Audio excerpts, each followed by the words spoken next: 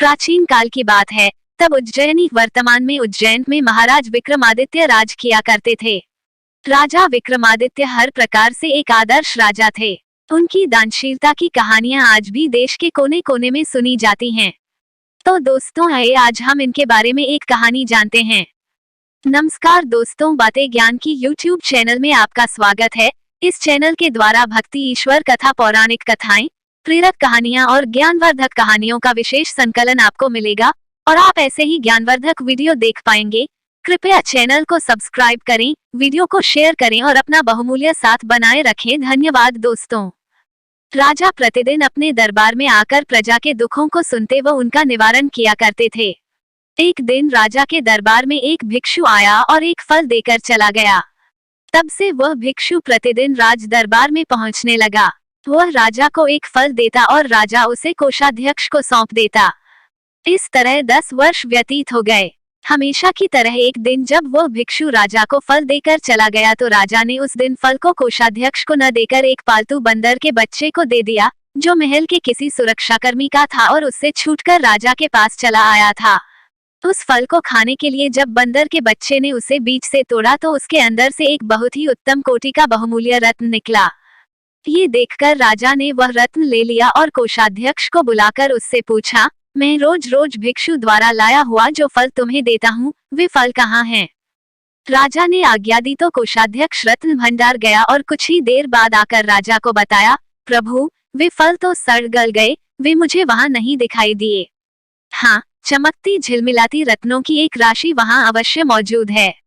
ये सुनकर राजा कोषाध्यक्ष पर प्रसन्न हुए और उसकी निष्ठा की प्रशंसा करते हुए सारे रत्न उसे ही सौंप दिए।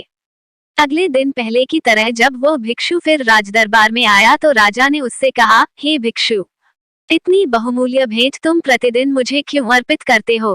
अब मैं तब तक तुम्हारा ये फल ग्रहण नहीं करूंगा जब तक तुम इसका कारण नहीं बताओगे। राजा के कहने पर भिक्षु उन्हें अलग स्थान पर ले गया और उनसे कहा, हे राजन, मुझे एक मंत्र की साधना करनी है जिसमें किसी वीर पुरुष की सहायता अपेक्षित है। हे वीर श्रेष्ठ, उस कार्य में मैं आपकी सहायता की याचना करता हूँ। ये सुनकर राजा ने उसकी सहायता करने का वचन दे दिया। तब संतुष्ट होकर भिक्षु ने राजा से फिर कहा, देव, तब मैं आगामी अमावस्या को यहाँ के महाश्मशान में बरगद के पेड़ के नीचे आपकी प्रतीक्षा करूंगा। आप कृपया वहीं मेरे पास आ जाना। ठीक है, मैं ऐसा ही करूंगा, राजा ने उसे आश्वस्त किया। तब वो भिक्षु संतुष्ट होकर अपने घर चला गया। जब अमावस्या आई तो राजा को भिक्षु को दिए अपने वचन का स्मरण हो आया और वह नीले कपड़े पहन, माथे पर चंदन लगाकर तथा हाथ में तलवार लेकर गुप्त रूप से राजधानी से निकल पड़ा।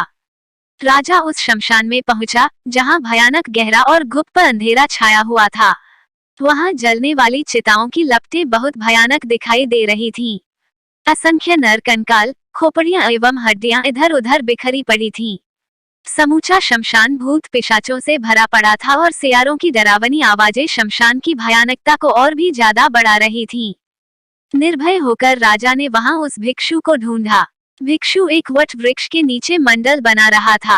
राजा ने उसके निकट जाकर कहा, भिक्षु, मैं आ गया हूँ, बताओ मुझे क्या करना होगा? राजा को उपस्थित देखकर भिक्षु बहुत प्रसन्न हुआ। उसने कहा, राजन, यदि आपने मुझ पर इतनी कृपा की है तो एक कृपा और कीजिए। आप यहाँ से दक्षिण की ओर जाइए। यहाँ से बहुत दूर शमशान के उस छोर पर आपको शिंशपाक शीशम का एक विशाल वृक्ष मिलेगा। उस पर एक मरे हुए मनुष्य का शरीर लटक रहा है। आप उस शव को यहाँ ले आइए और मेरा कार्य पूरा कीजिए।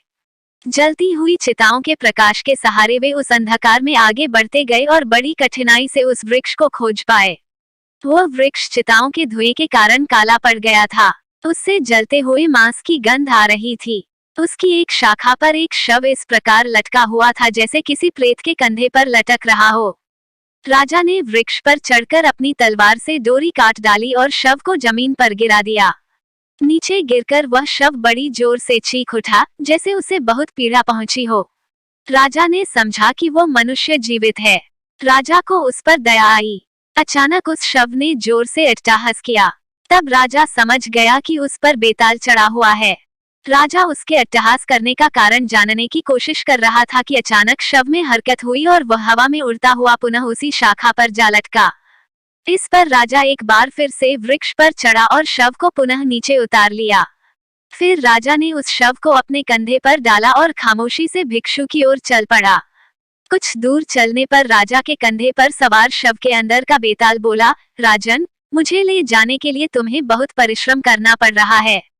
तुम्हारे श्रम के कष्ट को दूर करने एवं समय बिताने के लिए मैं तुम्हें एक कथा सुनाना चाहता हूँ, किंतु कथा के दौरान तुम मौन ही रहना। यदि तुमने अपना मौन तोड़ा तो मैं तुम्हारी पकड़ से छूटकर पुनः अपने स्थान को लौट जाऊंगा।